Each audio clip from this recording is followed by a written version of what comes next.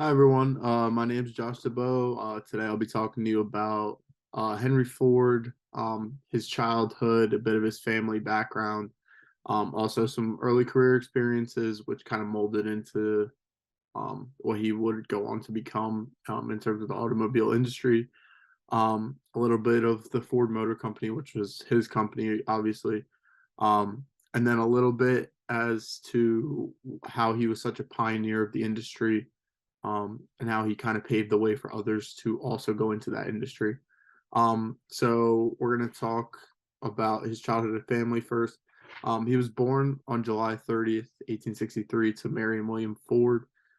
He was born and raised in Wayne County, which is about 8 miles west of Detroit, roughly. He was the oldest of six children, four boys, two girls. His father was an immigrant from Ireland, and he immigrated here in 1847. He spent a lot of time helping his father on their family farm. Wayne County is pretty rural. There's a lot of farms and things of that nature. So he played a helping hand in the family farm. At 16, he went and got some exposure in Detroit, where he came in contact with the his first internal combustion engine that he had ever seen.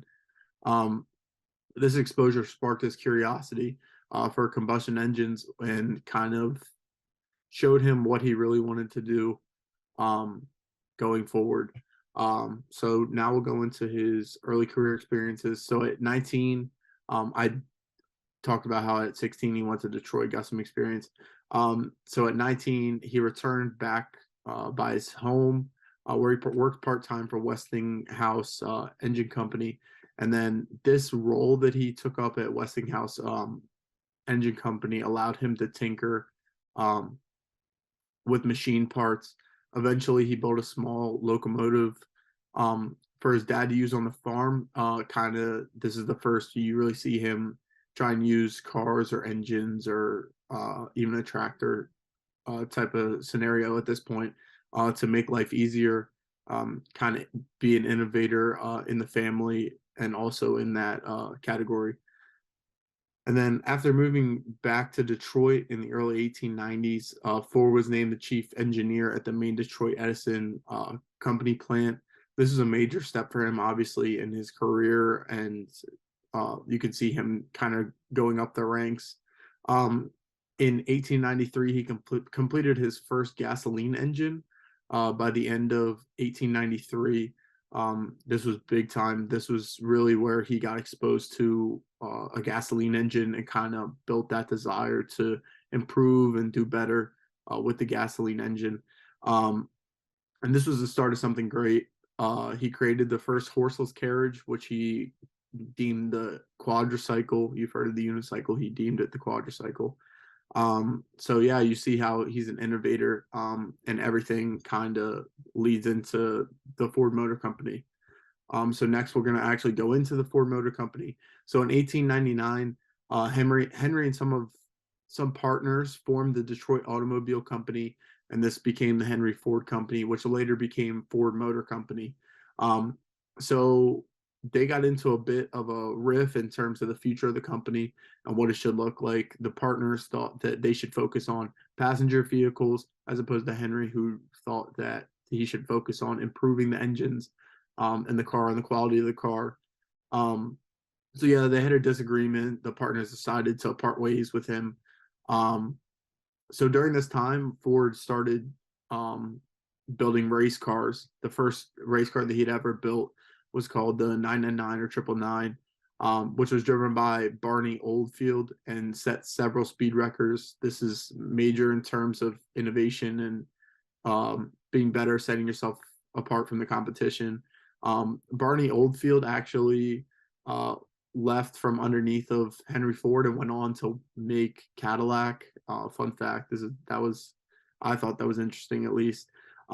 And then in 1903, Ford was finally ready to market an automobile, and the price of this automobile was roughly around $28,000, which obviously is very expensive for this time and everything of that nature.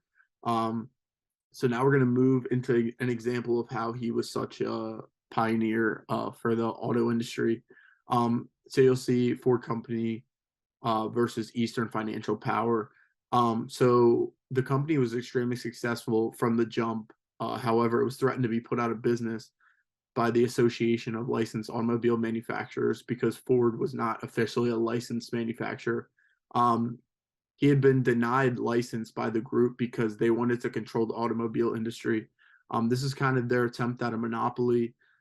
They kind of wanted to control the income, control who was allowed in the industry, which obviously is not allowed.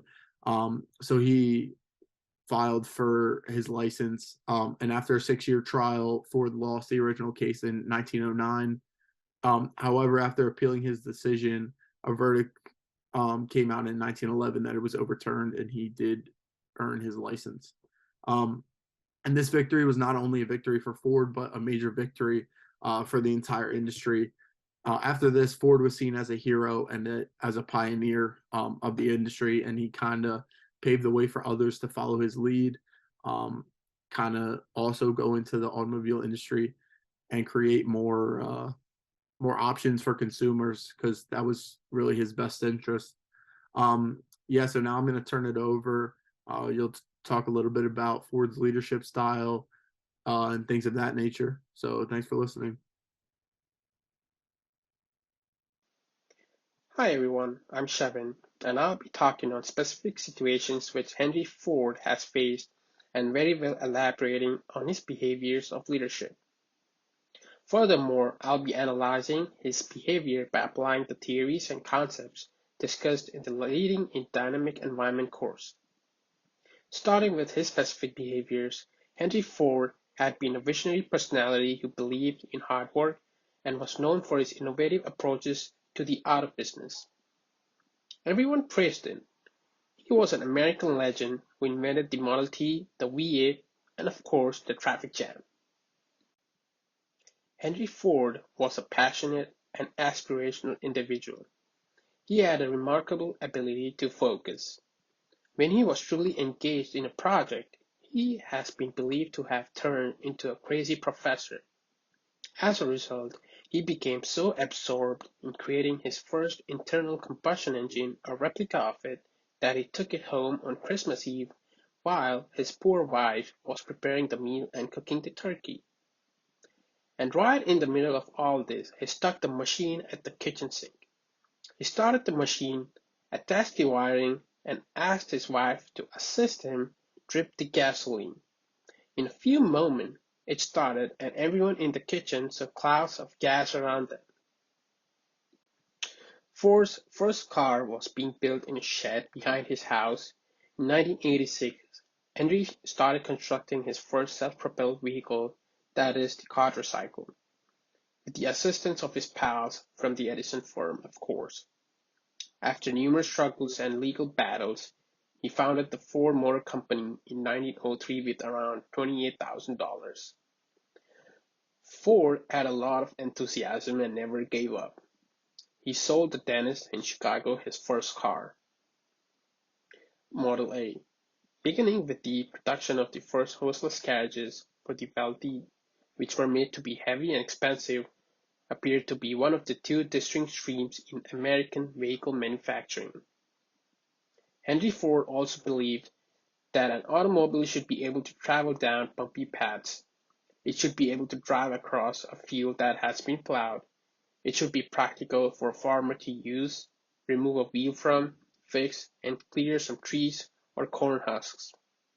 He was just interested in that from the beginning and experimented until he created his ideal car. And finally, he wanted to build an affordable, practical cars, so in 1908 he produced the renowned Model T. Henry Ford was overwhelmed with additional orders after being successful in producing an automobile for the public. This resulted in a challenge of have to increase output to meet the demand. Henry Ford and his engineers therefore developed a groundbreaking concept known as the moving assembly line. Now let's analyze Ford's behavior. Henry was able to reduce the cost of his car by hundreds of dollars as manufacturing became more efficient. Ford claimed that by lowering costs, he was able to accomplish his two life goals. First, to provide to as many as people as possible to enjoy the benefits of driving, and second, to give his co-workers a well-paying job. Indeed, he was a visionary leader who believed in making cars for all. He took in command and motivated his workers, keeping the future of automobile industry in mind. Henry Ford demonstrated various transactional and management type of behavior. He thought about what has to be done to accomplish the organization's objectives and motivated his workers to follow suit. He had not yet taken into account a part in the equation. Mass manufacturing was using up labor because each worker only had one job to accomplish at their station, and the constant repetition had its consequence. Ford set a good example for other companies by deploying supervisors to monitor workers both inside and outside the facility. He sometimes acted in unethical and undesired ways due to his intense need for control, which drove away talented employees. In 1925, Ford's market supremacy began to wane as a result of one mistake he made, and that was failing to predict the popularity of Model T and refusing to change. As the business struggled to retain employees from quitting, the turnover rate became an issue. Ford therefore devised a method to double the wage, which was the maximum that could be paid at the time. As a result, thousands of people went to Ford to work as a result, and thus it clearly worked out well for Ford, and thus he proved why he is considered a transformational leader. Good morning. My name is VarghEse Pathisseril. Today I'll be discussing Henry Ford's leadership qualities, leadership style, as well as his strengths and shortcomings. Even after 100 years later, he is still regarded as a transformational leader. He embraced the notion that America will become an industrial superpower with a robust middle class. His ideas and disciplines are still utilized on the manufacturing lines and in corporate offices across the world. He was a revolutionary leader who revolutionized the global economy by introducing assembly line to his company. He intended to mass produce the cars in order to make it more affordable for the middle class. Today, all manufacturing plants are organized as an assembly line with a combination of humans, machines to provide products quickly and efficiently. Furthermore, his concept of breaking down large projects into smaller ones is a common practice in any companies. Ford's leadership qualities include empathy for individuals, always considering diversity and inclusion as part of his team, embracing constant changes, and leading with humility. As a servant leader, he cared about the hardships and needs of the other people. He focused on helping others more than on helping himself. Ford had a natural ability to care about the value of other people. Ford raised pay to $5 per hour, while other companies were only paying $2. He also cut working hours from 9 to 8 hours.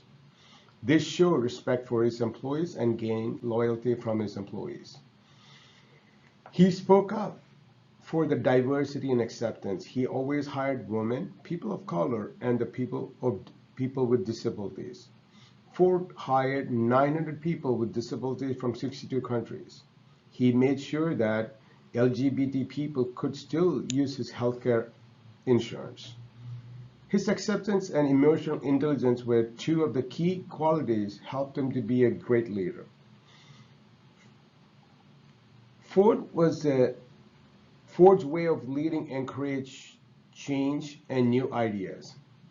He led one of the most important breakthroughs of his time. This change was made possible by Ford's use of the assembly line, which cut the time to make a car from 4 hours to 93 minutes. This not only made Ford Motor Company even more successful, but it also changed the way factories all over the world worked. His ways of leading the encourage change and new ideas is still part of the company. Ford remained modest despite his success. Ford probably learned how to be a good leader on the farm where he grew up with his family. As a leader, his hard work and dedication, compassion, and desire to make the world better place made him a genuine leader. Ford was a good leader because he dressed and talked humble way. Ford leadership styles are: he was a transformative leader who changed things, and his vision of the future may have inspired people. He also encouraged people to keep going despite the challenges, which resulted in innovations. He motivated the workers in a good way, and as a result, he was able to make better work profiles in the factory. Ford helped his workers learn, move forward, and get better. He thinks it's a job to help other people to do their best. Ford's high emotional intelligence helped him to get with his employees and stakeholders. He puts a lot of importance on working with creative people who can add value to the company with new ideas. He connected with the people and cared about their development. As a result, he mentored or coached individuals.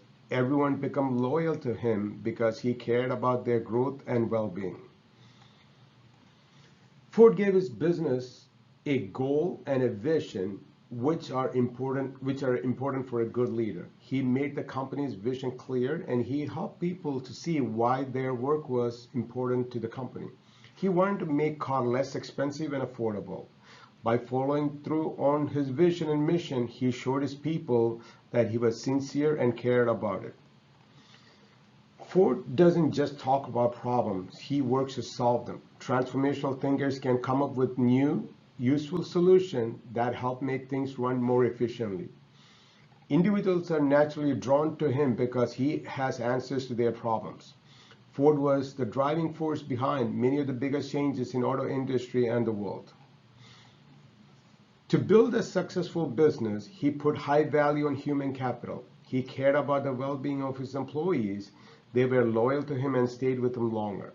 Even though Ford promoted democracy by letting his staff to take part in making decisions, he still had a final say in all major decisions. Ford worked hard to make his dream come true. Despite newlywed and a workaholic, Ford created a quadricycle. Ford's inner drive made him to work hard and have strong work ethic. His work ethic set standard for how to act in a way that shows his professionalism.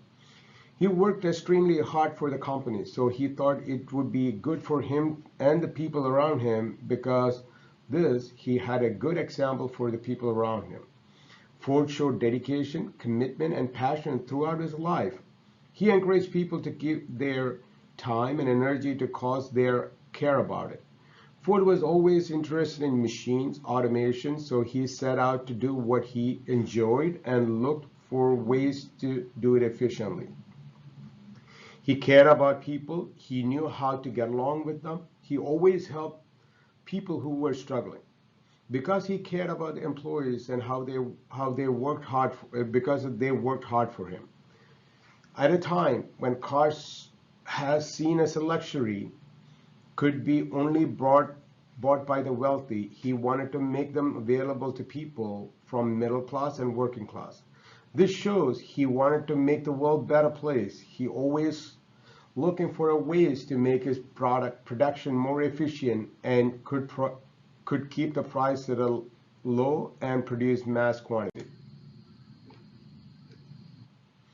Henry Ford once said that the weakness of a human being is trying to do too many things at once. The scattered effort and destroys direction. It makes haste, and haste makes waste. So we do things all wrong ways possible before we come to the right one. His stubbornness was one of his shortcomings, as well as all strong leaders. Henry Ford's style of running things like a dictator was one of his weaknesses. He made all big decisions for this company. He kept pushing his employees to work faster and harder to make better products and come up with new ideas, to put them under a lot of pressure. He even criticized his investors and attempted to prove them wrong. When his high labor costs, when Ford built his production plant, he was able to give his workers benefits and 40 hours work week, which was good for them. However, the labor union soon caught up with him, and which led into a high labor cost. Anti-Semitic beliefs. Ford admired Hitler's dictatorial style and modeled numerous disciplines after him. Because of his belief, he lost a lot of customers and ability to recruit talented people. Even though other companies weren't better than Ford, they gained a market value because they're conflicting values. There is no doubt that Henry Ford's contributions were impactful to the world. But how was his actions perceived? How was his success perceived? Before we dive into the reactions and his followers, I'd like to explain Henry Ford's personality with two quotes. The first is, "Coming together is a beginning, keeping together is progress, and working together is success." I think this truly identifies with Henry Ford's vision of teamwork, believing in working that when a team works together, success is achieved, is truly an identifying trait that can be found throughout some of his reactions and his followers that will be discussed in a moment. Additionally, if I asked people what they wanted, they would have told me faster horses. I think this quote truly speaks to Henry Ford's innovation. He was truly beyond the competitive market, and in the industry he had a great impact, far beyond the current expectations. Understanding how Henry Ford was perceived and the reactions of his followers from years ago, in a time when he was alive, is hard to do. I will break down his reactions and his followers using specific examples based on his immediate workers, the auto industry, the manufacturing industry, and following in modern day. The impact and the perception of him as a leader within these subsets varies. As we dive into each different category, the subset increases in scope, and his impact becomes greater and also less personal. Henry Ford excelled in leadership because he was able to master the traits required to have positive impact in each of these levels of scope. The most personal and immediate form of leadership is one within your own organization. Henry Ford had a great impact to his workers and his company stockholders for many reasons. A few specific examples follows, detailing some of the perceived reactions his workers and company stockholders may have had to efforts made directly due to Henry Ford. His workers were motivated due to new implementation of a $5 a week paycheck. Henry Ford had a novel idea to pay workers by the week rather than by the hour in an attempt to reduce attrition and gain a dedicated workforce. In addition to paying a flat rate of $5 a week rather than supporting hourly and overtime pay, workdays were cut down to 8 hours a day. Sincerity and appreciation was rampant among Henry Ford and his workforce. There are stories that he has even given them gifts for holidays showing up at their front door. Henry Ford made it very clear that he appreciated his employees through many projects and improvements in the organization. Henry Ford implemented perks such as buying cars directly from the shop floor at cost. He provided great benefits to workers, including making sure equal opportunity was provided for everyone. This was in a time when equal opportunity was not a major concern for most organizations. Henry Ford gained equity in his stockholders by recording growth and profit records off the charts. Not only did he have vision, he was able to back that up with data and with actual value and increase within the organization. He also had a clear communication of goals, and he also demonstrated success to maintaining those goals. Henry Ford was a great communicator, and he had a demonstrated past of success. So not only did he treat his workers with immediate compassion, he also demonstrated his abilities as a leader within his organization. He gained support and was loved by his immediate organization. As we expand the scope of Henry Ford's impact, we can understand the reaction in the auto industry to the major improvements and monumental leadership Henry Ford improved. At first, during the radical change period in which Henry introduced many of the projects and improvements, skepticism for his radical innovation was rampant. There were many disbelievers in his proposed ideas as they are not routine and ventured far beyond current manufacturing procedures. As the company gained success, there was also downturn in the relationship with Ford and its competitors in the auto industry due to the forced adoption of successful policies. As Ford's organization gained lowest levels of attrition and the highest levels of productivity, direct competitors were seeing the opposite due to the success of all of the policies implemented at Ford within his organization. The forced adoption of these successful policies was used within the auto industry to retain additional workforce and not lose them to Ford. This caused a shift in the industry standard for automobile manufacturers. Ford single-handedly, through the compassion to his team and his stockholders, impacted the auto industry at a level that was observed by literally all major manufacturers of car industry. During the time of Ford's reign, he positively impacted his organization.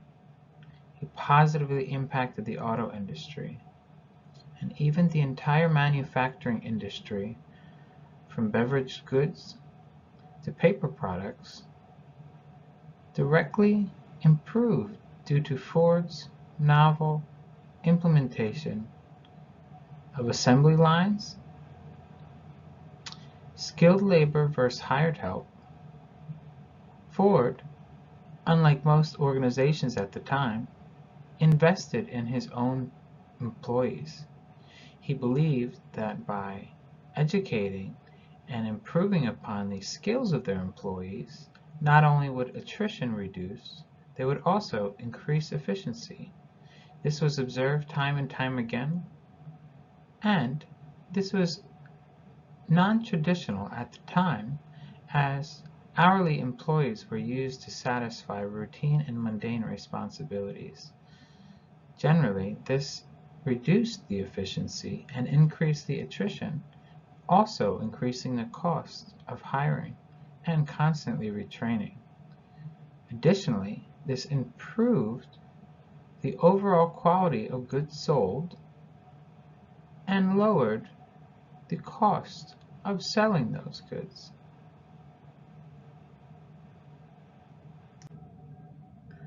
Ford's reactions have lasted for decades and are still present in our daily lives. Not only did his leadership grow his organization, change the industry, and improve the manufacturing industry decades ago, these modern day improvements are still present.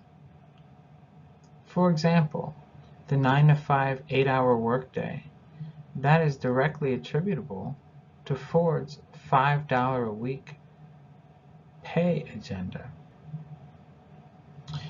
Ford also had the novel idea of granting company buy-in, stock at cost goods. He gave cars to the manufacturing employees who literally made the cars.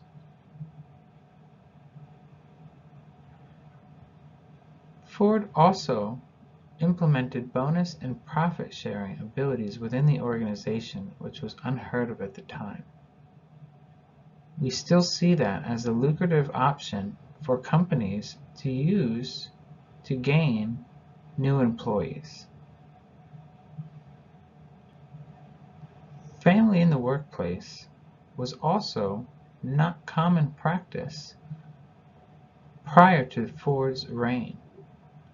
Ford introduced the idea that family belonged in the workplace and the workplace was the family. By changing this idea of working in the manufacturing environment, Ford gained reactions at every level that were positive. Ford's great success also came with some criticism. However, criticism will always be generated from success. Ford's leadership abilities were clearly demonstrated at every scope of his professional industry. Ford truly is a great leader, and the reactions within his organization, the auto industry, the manufacturing industry, are still present today.